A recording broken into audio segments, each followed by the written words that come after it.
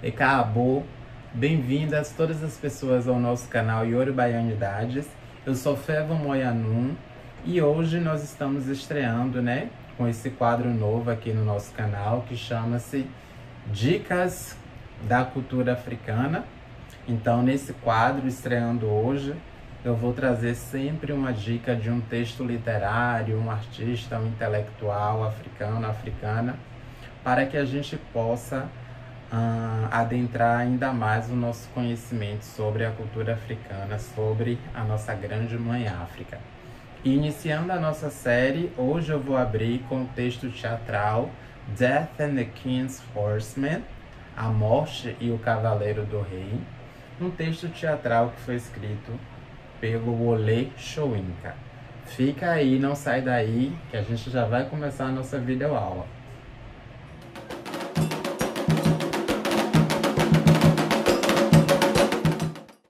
Então, pessoas, como eu havia dito anteriormente, a minha primeira dica literária para vocês hoje é o texto teatral A Morte e o Cavaleiro do Rei, Death and the King's Horseman.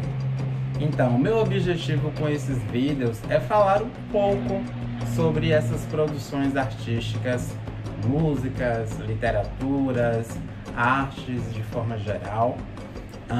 E nesse caso eu não vou contar toda a narrativa do livro, do texto teatral, seja lá o que for que a gente esteja falando aqui. Mas sim eu vou focar em alguns pontos que dialogam com a nossa cultura negra na afrodiáspora brasileira.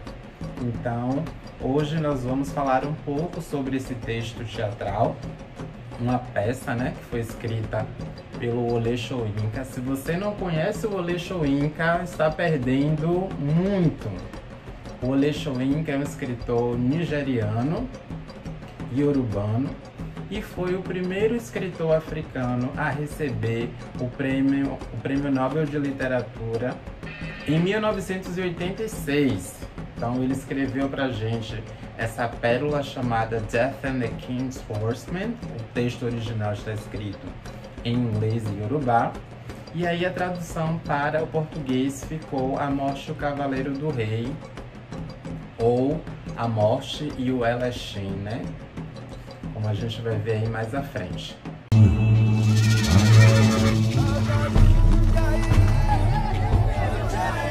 Essa peça foi estreada em 1975, mas não é uma exclusividade do Wole Soyinka, porque a peça se baseia no fato que ocorreu na Nigéria, ainda no período da administração britânica, no período colonial, quando a Nigéria estava sob a administração do protetorado britânico.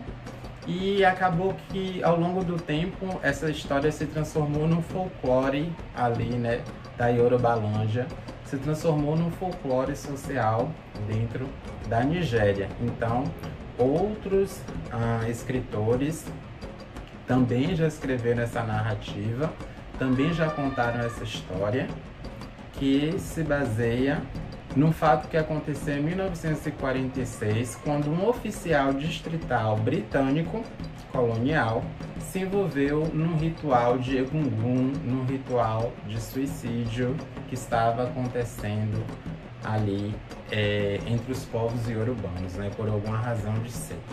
Então, antes de entrar no texto propriamente dito, começar a falar sobre o enredo, eu gostaria de apresentar para vocês os personagens desse texto, que são exatamente aquilo que nos interessa na medida em que dialogam, traçam, essa troca com a nossa cultura afro-brasileira. Então, os personagens principais dessa peça são, primeiro, o Elechim. Elechim é uma palavra em Yorubá, um título na antiga Yorubalândia, que literalmente significa aquele que tem o poder sobre o cavalo. Então, quando a gente olha para a Yorubalândia tradicional, pensando aí, antes da colonização, existiam diversos títulos que hoje talvez não existam mais ou que não tenham mais a função social como tinha naquela época. Então, o título do Eleshim era um título que estava diretamente ligado com o Alafim, né? Então, ele era considerado um Obá. E aí, cuidado, porque quando eu uso a palavra Obá pensando a cultura iorubana, eu estou falando de todas aquelas pessoas que ocupavam um lugar de poder, um lugar de decisão. A palavra Obá é usada tanto para homens quanto mulheres, dentro da perspectiva iorubana, que significa liderança. Uma pessoa que tem um poder de liderança, uma pessoa que tem um poder de tomada de decisões ali, frente à comunidade naquele momento. Então o Eleshim, ele é um Obá. Quando a gente pensa a figura do Alafim, e se você não sabe quem é um Alafim, eu já fiz um vídeo aqui falando sobre ele.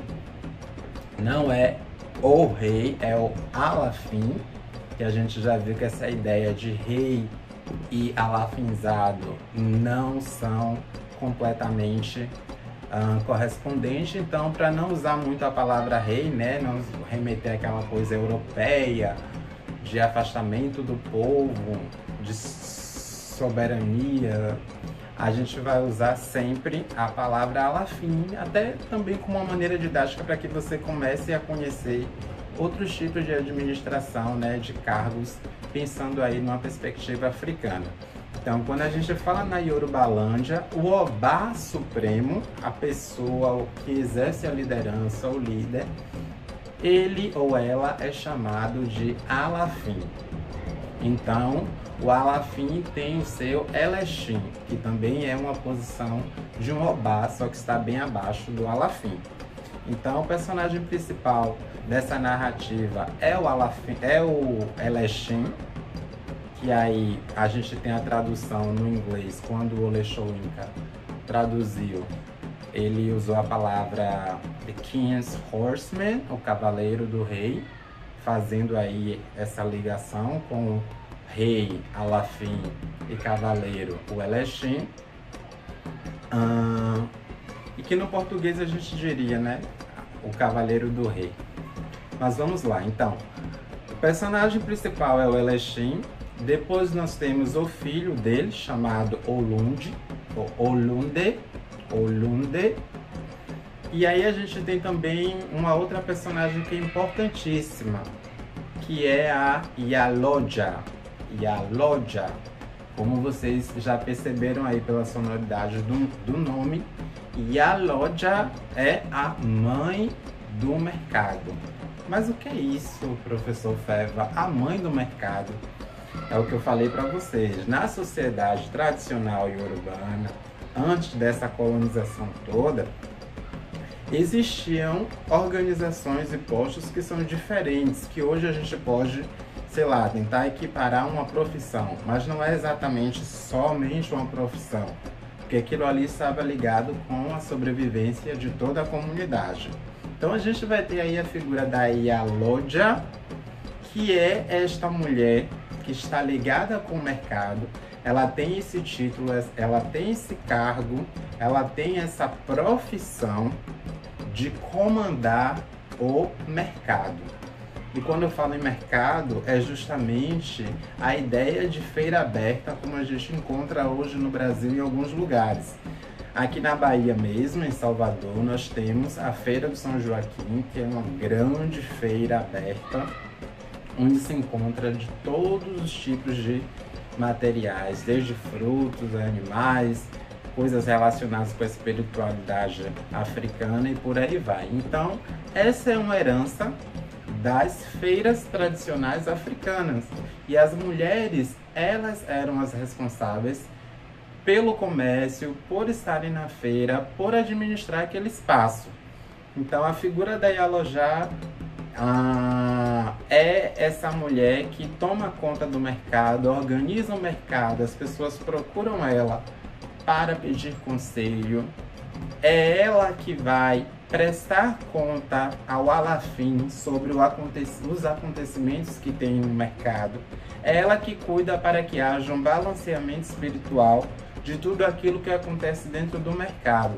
E quando eu digo cuidar do balanceamento espiritual, Eu estou querendo chamar a atenção para as relações que existem ali. É dentro do mercado onde as pessoas se encontram, onde elas conversam, onde elas fofocam, onde elas fazem comércio, onde elas namoram, se conhecem, onde elas brigam, onde elas fazem as oferendas dela. E aí a gente pode pensar primeiramente na imagem de Exu, né?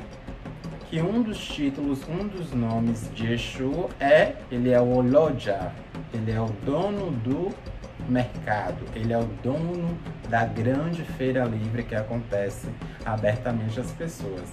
Então, quando a gente pensa nas interações que acontecem no mercado, elas não estão apenas conectadas com o Aie, as pessoas que vivem aqui no Aie, na Terra. A gente está falando de uma relação que é dupla, é Orum e Aie. São as pessoas com os seres que vivem no Aie e podem, consequentemente, ter essa permuta de energia, essa permuta de axé.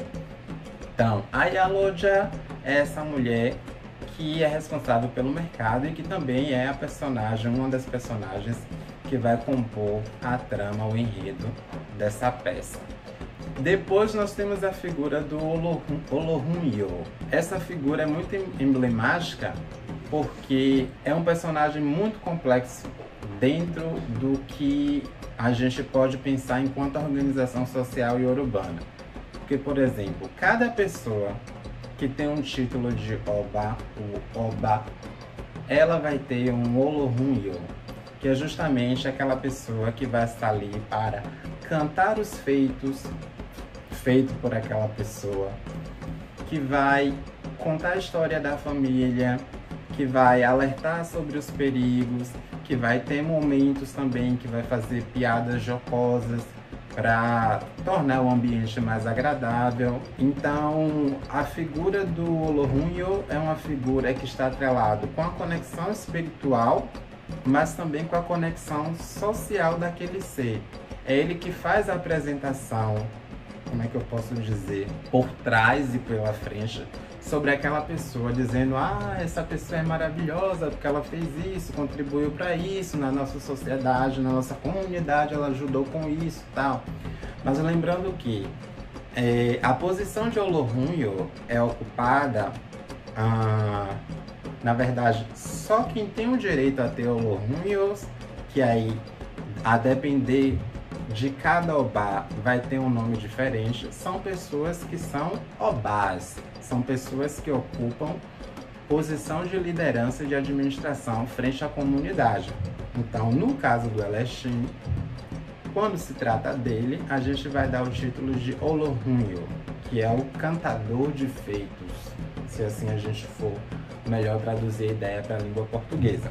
Para além do Olohunyo, nós vamos ter também Jane Pinks e o Sr. Pinks, que é o administrador da colônia, que está ali juntamente com a sua esposa, a Jane.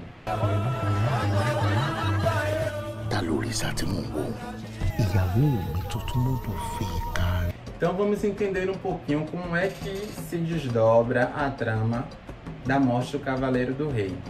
O texto teatral começa com o Olohunyo chamando a atenção do Eleshim para o seu compromisso com a comunidade.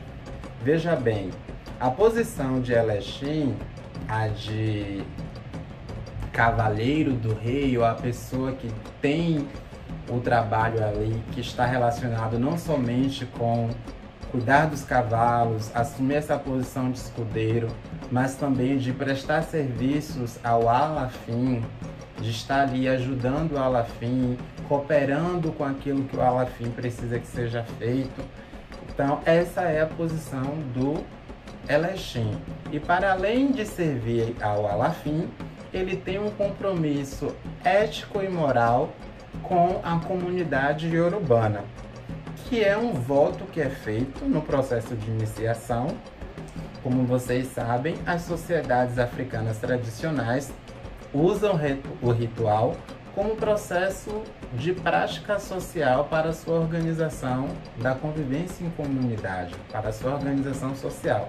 Então, quando o Alafim se transforma, quando o Eleshim se transforma em Eleshim, ele passa por um processo ritual e dali em diante sua vida muda, ele passa a exercer aquele cargo, aquela função. Basicamente é parecido com aquilo que a gente vive dentro dos terreiros de candomblé.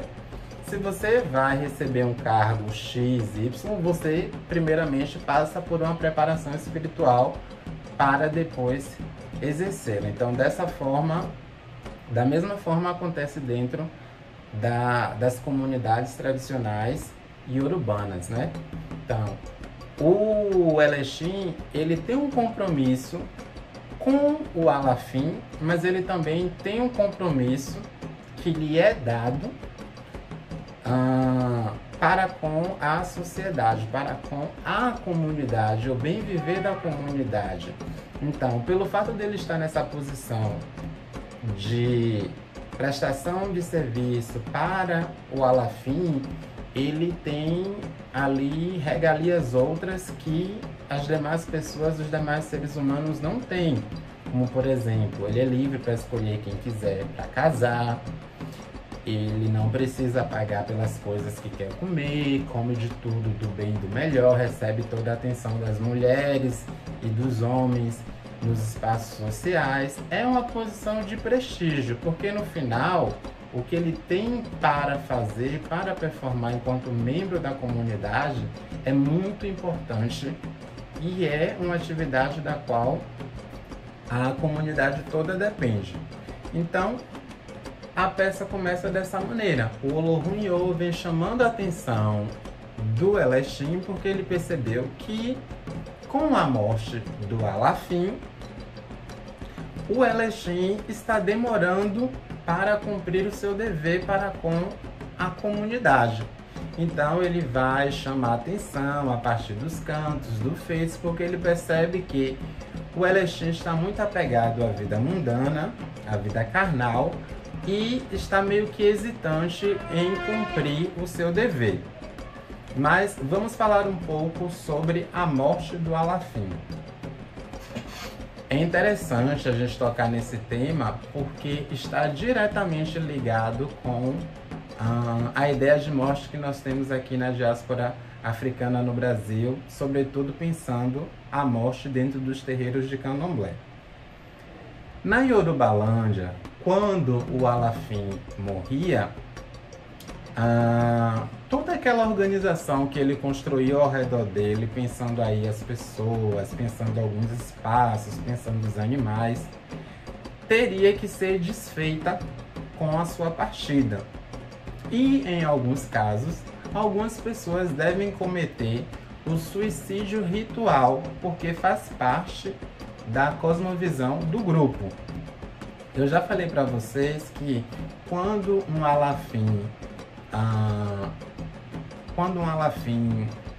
se escolhe um Alafim e ele passa por todo o ritual de feitura, de preparo, depois ele vai criar um corpo administrativo que é o que a gente chama de Oyomesi. Se você não conhece, nunca ouviu falar, eu já fiz um vídeo aqui falando sobre eles e aí vocês vão aprender mais. Vão lá, deem uma olhada e aí vocês voltam para cá. Então, quando o Alafim morre, toda essa estrutura, algumas pessoas que fazem parte dessa estrutura que ele montou devem morrer também para que tudo aquilo que ele construiu aqui possa ser reconstruído, ou melhor, reencarnado lá no Orum, e a vida aqui no Aie, aqui na comunidade, ela possa se reconfigurar, ser reconstruída. Então, esta é a grande questão que envolve este drama. O Eleshim, ele faz parte desse grupo de pessoas que deve cometer o ritual de morte, mas ele fica protelando, vivendo outras coisas ao invés de cumprir o seu dever para com a comunidade. E aí eu gostaria de falar um pouquinho sobre essa ideia de morte e o porquê que isso está diretamente relacionado com a gente. Percebam que quando a gente vai falar de morte, a gente tem em mente essa concepção judaico-cristã essa perspectiva eurocêntrica de que a morte é algo negativo, a morte é algo ruim, morreu, acabou e nada foi feito. Não há mais o que fazer. Quando a gente pensa na morte a partir da perspectiva africana, a morte faz parte do processo de renovação e mudança do ciclo de axé da vida aqui no Aie.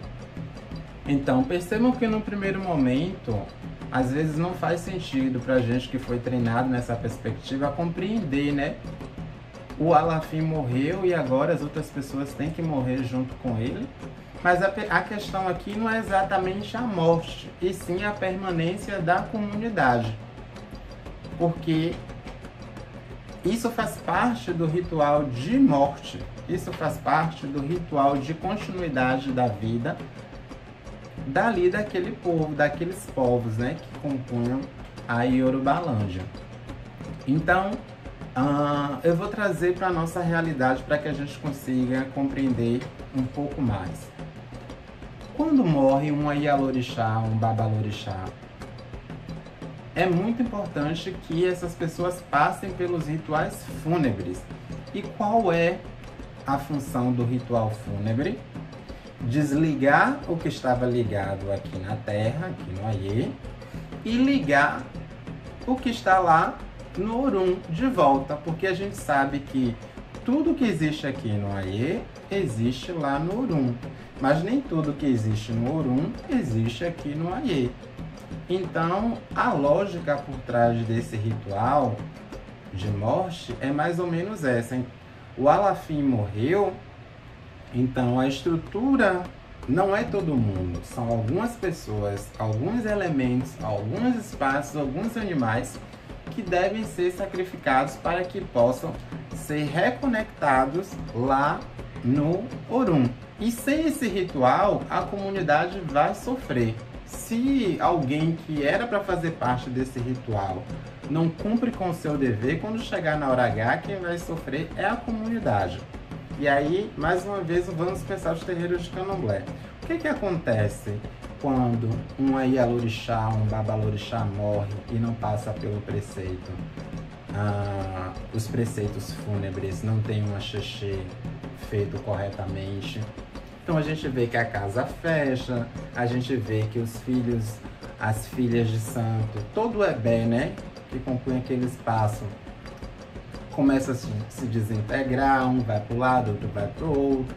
A questão da energia que é colocada no ori dessas pessoas quando elas passam pelo processo de iniciação, às vezes pode se tornar uma energia um pouco turbulenta, não é uma energia negativa, porque o que foi feito foi sempre feito com positividade. Mas a gente está falando de uma energia que não está mais aqui, é uma energia que está 100% lá. Então ela precisa passar por um processo de transformação.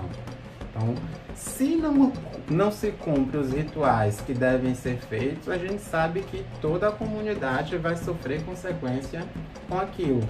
Então, da mesma forma é na perspectiva iorubana, ou melhor, nós herdamos isso da perspectiva iorubana africana. Esses rituais fúnebres que nós praticamos nos candomblés de Queto.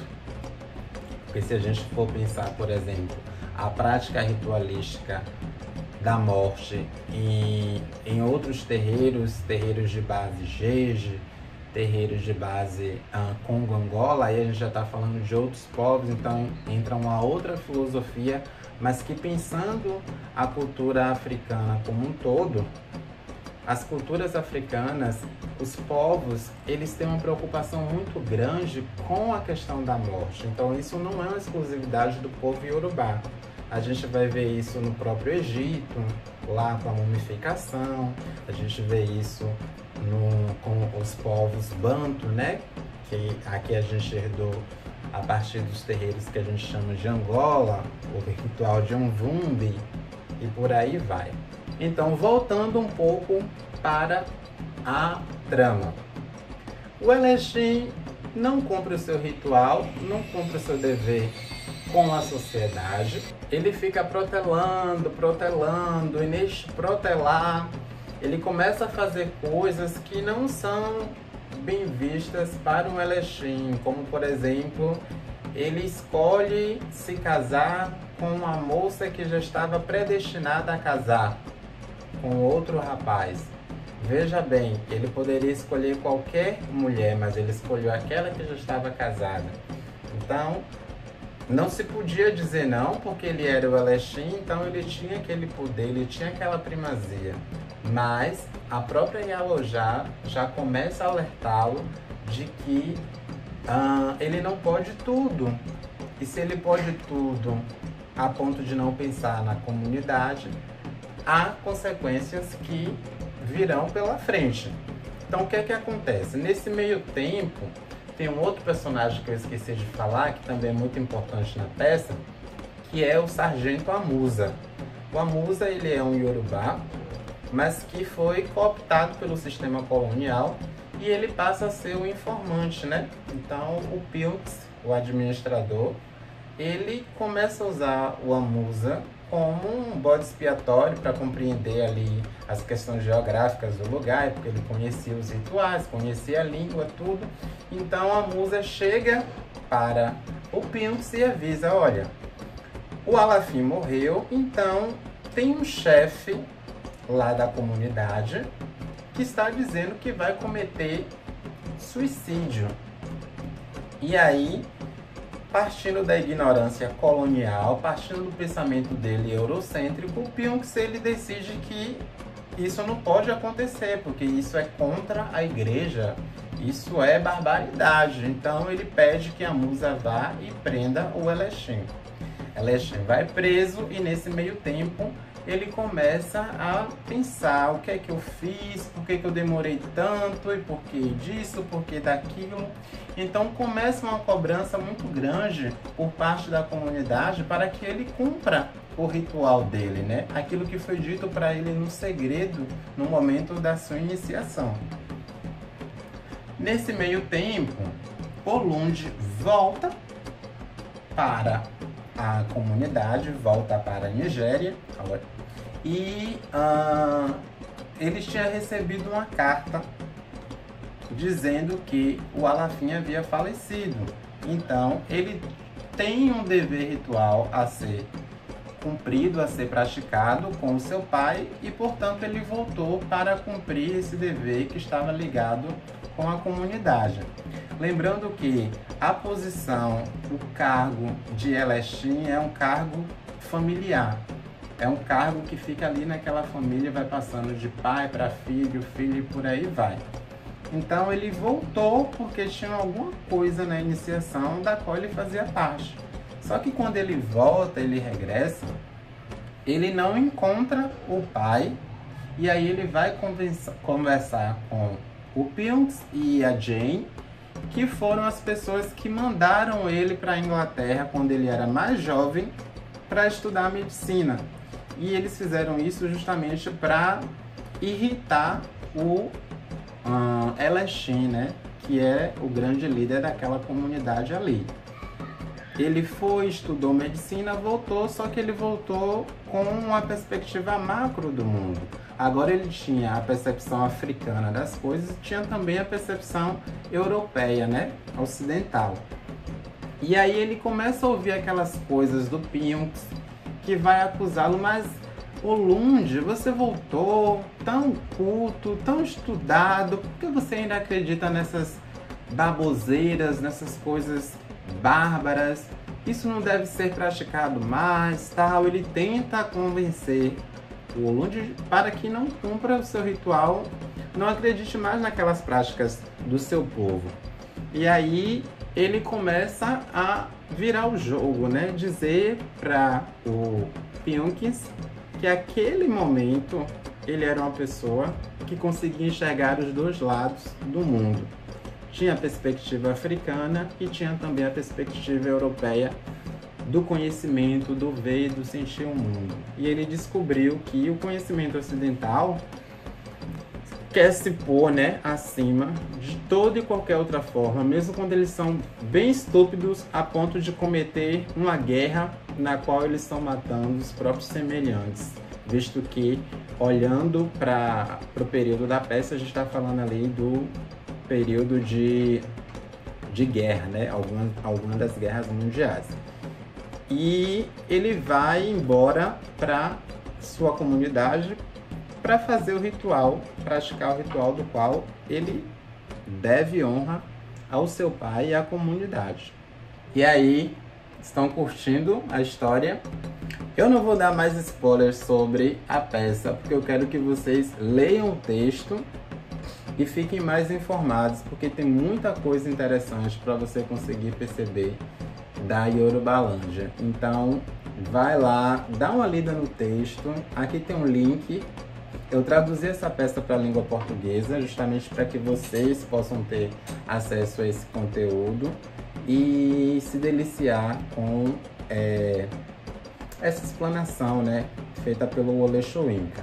Para além do texto teatral, a gente teve também uma adaptação para o cinema, né? A Netflix lançou um filme em 2022 chamado Elechin Oba, The King's Horseman. Elechin Oba, o Cavaleiro do Rei. O filme foi legal, mas tem muitos pontos que eu particularmente não gostei. E aí vocês vão me dizer quando vocês assistirem, porque assim, esse texto do Wole Soyinka é um texto muito político, muito forte, traz uma mensagem muito pesada e política para que a gente possa refletir sobre o período colonial, sobre o protetorado inglês em terras africanas, especialmente ali na Nigéria, e de como a violência colonial foi devastadora para aquele espaço, para aquelas pessoas. E aí, quando a gente chega no filme, a gente tem um tom muito jocoso, muito da risada, muito da alegria em relação ao enredo da peça, em relação à narrativa, né? De como as coisas vão se desenvolvendo. Até o personagem do Amusa, que é um personagem importantíssimo para a gente compreender o quanto nossa comunidade sofre quando temos pessoas que são cooptadas, né, por esse sistema branco, escravagista, que vai ali contribuir, né, com a destruição do mundo negro-africano. Foi transformado num personagem cômico para fazer rir, para dar risada, quando na verdade a perspectiva é outra, completamente diferente. É uma perspectiva para nos fazer pensar, nos fazer refletir. Por outro lado, vale muito a pena também assistir o filme, porque o filme foi produzido e criado por... Teve uma produção nigeriana, eu não sei exatamente quem são as pessoas envolvidas, mas todos as personagens, os atores e atrizes que compõem o filme são iorubás, são nigerianas. O filme é todo em iorubá também, se você quiser ouvir, não quiser colocar a legenda, o áudio em português. Então, por esse motivo, eu também aconselho que vocês assistam o filme. E se não ler a peça, pelo menos assistam o filme, que vocês vão ter uma dimensão desse texto teatral e também vão conhecer um pouco mais de aspectos voltados para a cultura iorubana. Por hoje é só, vejo vocês no próximo vídeo. Odabo!